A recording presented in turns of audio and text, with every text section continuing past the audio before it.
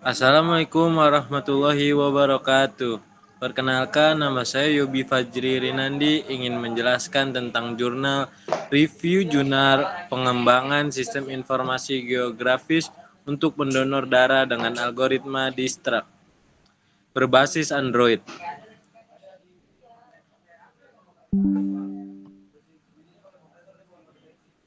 Anggota kelompok: Rian Ardiansyah, Muhammad Raffi Nugroho, Yobi Fajri Rinandi. Latar belakang masalah: ketika stok darah habis, pasien harus mencari pendonor darah, itulah subjek penelitian ini. Untuk mengatasi masalah ini, penelitian ini menyarankan sistem yang menggunakan teknologi geolokasi dan algoritma Distract di daerah Bandar Lampung dengan tujuan untuk menentukan rute terdekat. Next. Teori algoritma Distract diciptakan pada tahun 1959, algoritma Distract adalah algoritma pencarian grafik yang dapat menyelesaikan masalah jalur terpendek pada tahun 2006. Lee mengubah algoritma ini dan diterapkan pada sistem pemandu kendaraan, membagi algoritma jalur terpendek dan tercepat menjadi dua jalur. Parameter panjang rute dan penghitungan rute adalah fokus algoritma dengan jalur terpendek atau dengan waktu tempuh minimum. Next.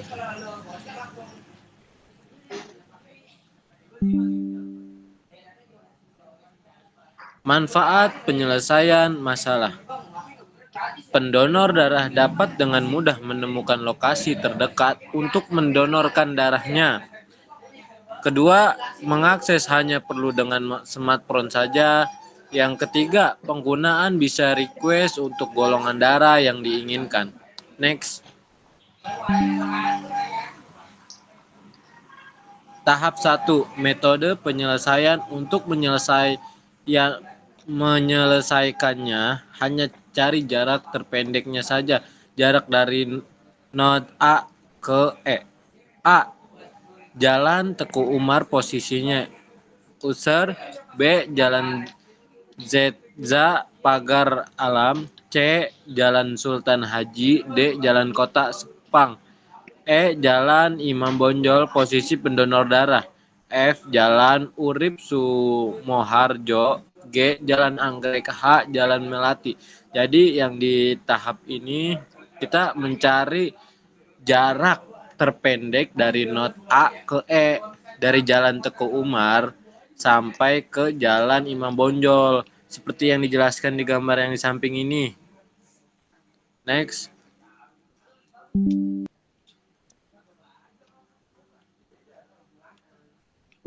Next. Tahap 2.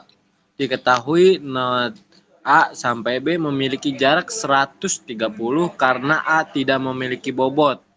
Tahap 2 nih.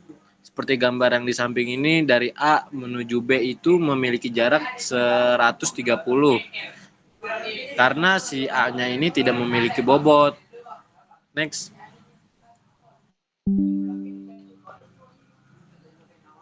Tahap ketiga. Diketahui not A sampai B sampai F memiliki jarak 730. Hasil dari 130 ditambah 600. Not F yang menjadi not keberangkatan selanjutnya karena bobotnya paling kecil. Jadi seperti di gambar di samping ini menjelaskan tentang not A sampai B sampai F yang memiliki jarak 730. Nah, hasil dari itu 130 ditambah 600. Not F yang menjadi not keberangkatan selanjutnya karena bobotnya yang paling kecil nih, seperti gambar di samping ini. Ya, lanjut next.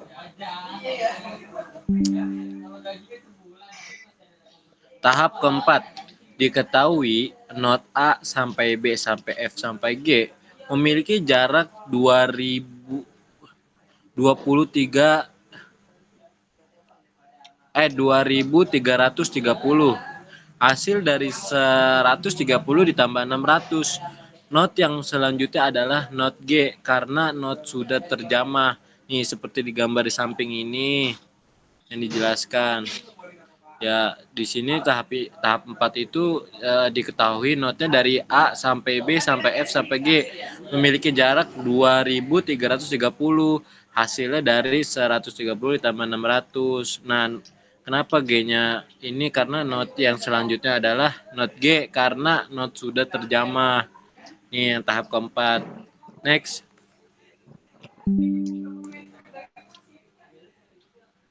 Tabel. Nah, ini tabel seperti tabel di bawah ini. Berdasarkan tabel, maka rute terdekatnya adalah A sampai B sampai F sampai G sampai H sampai E dengan jaraknya adalah 250 2000 sorry 250 2530 meter. Ini seperti di tabel ini dijelaskan.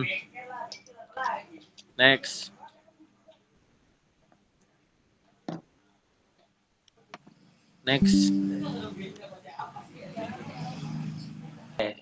Selanjutnya saya akan melanjutkan dari Yobi, yaitu di sini ada sebuah kasus, yaitu algoritma Dijkstra pada sistem pendonor darah. Sama seperti sebelumnya yang dijelaskan Yobi, bahwa cara metode penyelesaiannya ini kurang lebih sama seperti sebelumnya, yaitu mencari bobot atau nilai yang paling terkecil atau yang paling pendek. Sehingga penentuan jalur terdekat pada gambar di samping yaitu ialah A, B, D, E, F, G. Kenapa A, B, D, E, F, G? Karena itu jawabannya ada di slide selanjutnya. Nanti kita akan lihat. Lalu perhitungannya sebagai berikut. A memiliki nilai 3 km, lalu ditambah dengan not B, yaitu dengan nilai 4 km, lalu ditambah 3 km, kemudian ditambah lagi 2 km, ditambah lagi dengan 2 km. Oke, selanjutnya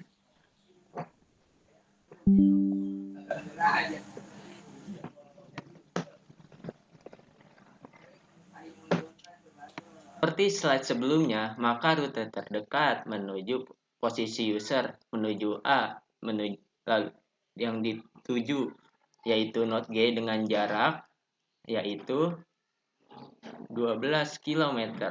Kenapa 14 km? Maaf, 14 km karena kita bisa lihat di sini A menuju B ada 3 km, A menuju B menuju D 7 km, A B D E 10 km, A B D E F 12 km, A B E F G 14 km, A C J G 20 km. Nah, di sini bisa kita lihat ada A menuju B itu hasilnya adalah not A menuju B yaitu 3. Nah, A B D itu adalah hasil dari pertambahan not A 3 yaitu not A menuju B3 lalu ditambah dengan not B menuju D yaitu angka 4. Jadi 4 tambah 3 adalah 7. Nah, hasilnya 7 km. Begitupun selanjutnya A B D E itu tuh hasilnya ya tinggal ditambah selanjutnya aja sih. Nah, habis itu kita bisa lihat di jarak A menuju G itu kita bisa memilih dua opsi atas atau bawah. Nah, kalau kita hitung 6 tambah 9 tambah 5 itu adalah 20 km. Nah, sedangkan A, B, D, E, F, G yaitu 14 km dengan total selisih 6 km. Berarti yang paling dekat adalah 14 km. Jadi, jarak user A menuju posisi pendonor darah yang dituju node G yaitu dengan jarak 14 km. Oke, next.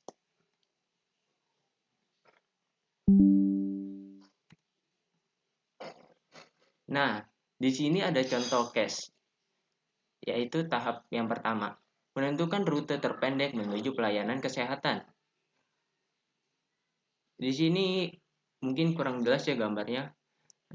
Saya akan jelaskan keterangan notnya di sini, yaitu keterangan not A, yaitu Gang Samin, posisi user, B, Jalan Posyandu, C, Jalan Bakti Abri, lalu yang D, Jalan Nangka, selanjutnya yang E, Jalan Madrasah, lalu yang F adalah Jalan Madrasah tapi nomor 4, yang G-nya adalah keluaran dari jalan nangka, dan yang H yaitu jalan nangka dengan jalan nangka yang tepatnya ada di posisi klinik yang ingin dituju.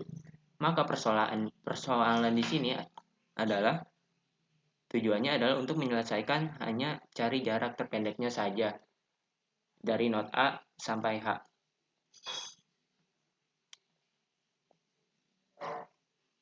Next. Nah, di sini ada tahap, mungkin ini tadi tahap satu, ini tahap satu yang sebenarnya. Jadi metode penyelesaiannya itu adalah node A,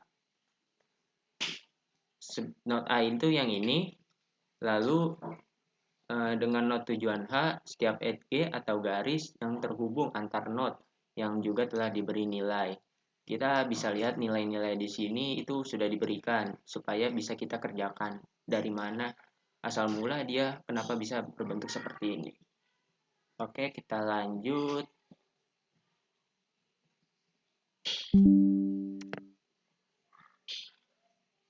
Nah, di sini ada tahap 2 yaitu metode penyelesaiannya, yakni node A menuju lalu menjamah node B dengan nilai garis 140.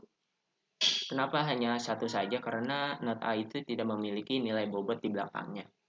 Oke, itu seperti sebelumnya saja. Oke, kita next saja.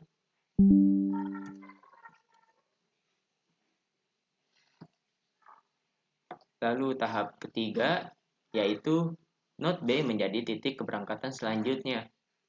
Maksudnya node E yang titik keberangkatan selanjutnya karena bobotnya lebih kecil dengan hasil 100 dengan hasil 400 hasil dari node 140 ditambah 140 itu yang ini ditambah 260. Lalu selanjutnya kita next aja.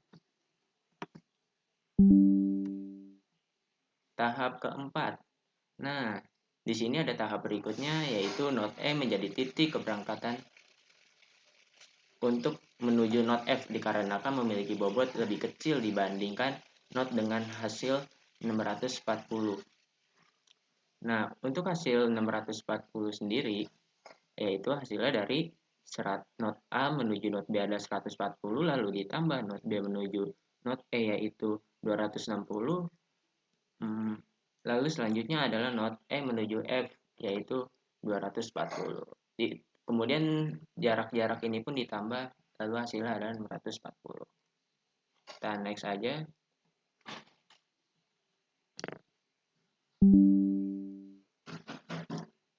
Nah, di sini kurang lebih sama seperti tabel yang sebelumnya. Cuman hanya beda case aja.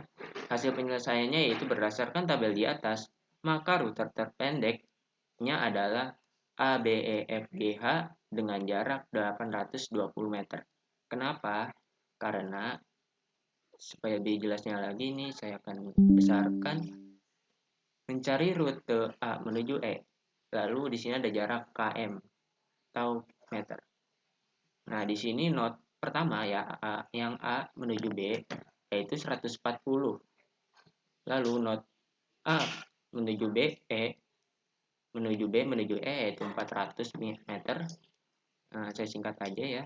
ABEF 640 meter, ABEFG yaitu 760 meter, ABEFGH 820 meter, ABCDGH yaitu 1,5 meter. Nah, sama seperti sebelumnya, node A menuju B ini hanya nilai jarak awalnya saja, yaitu yang ini nih, 140.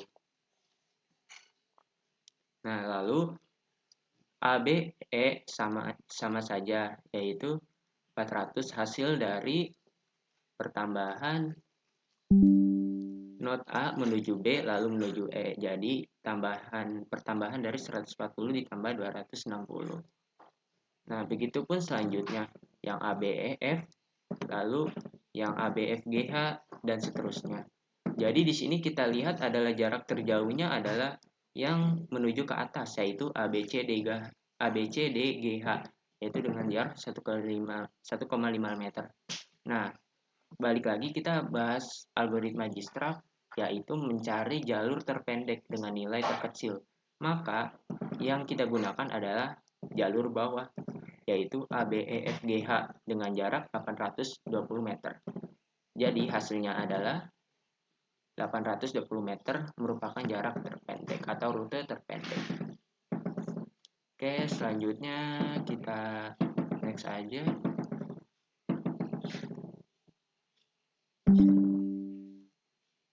Nah, jadi di sini kesimpulannya adalah dengan algoritma Dijkstra kita bisa mengetahui bagaimana menghitung sebuah jarak terpendek untuk keberangkatan atau untuk mempermudah suatu masalah pada sistem yang membutuhkan algoritma Dijkstra. Simpelnya ini hanya menemukan rute terpendek saja. Jika kalian ketahui, contohnya tuh seperti tidak jauh-jauh dari aplikasi Google Maps yang kadang kita pakai sehari-hari. Nah, biasanya kan ada jarak yang terpendeknya itu dan ada jarak yang lebih lamanya. Biasanya kan 4 menit lebih lama, 3 menit lebih lama, kurang lebih seperti itu. Nah, biasanya itu tidak dipakai. Jalur abu-abu itu hanya opsi kedua mungkin. Ya, itu kayak gitu. Kurang lebih begitu. Oke, kita next. Nah, di sini ada sumber jurnal, kita ambilnya dari link jurnal Google Scholar. Oke, terima kasih. Ya, saya mewakili kelompok 1 ingin menyelesaikan tentang presentasi yang menjelaskan tentang algoritma Dijkstra.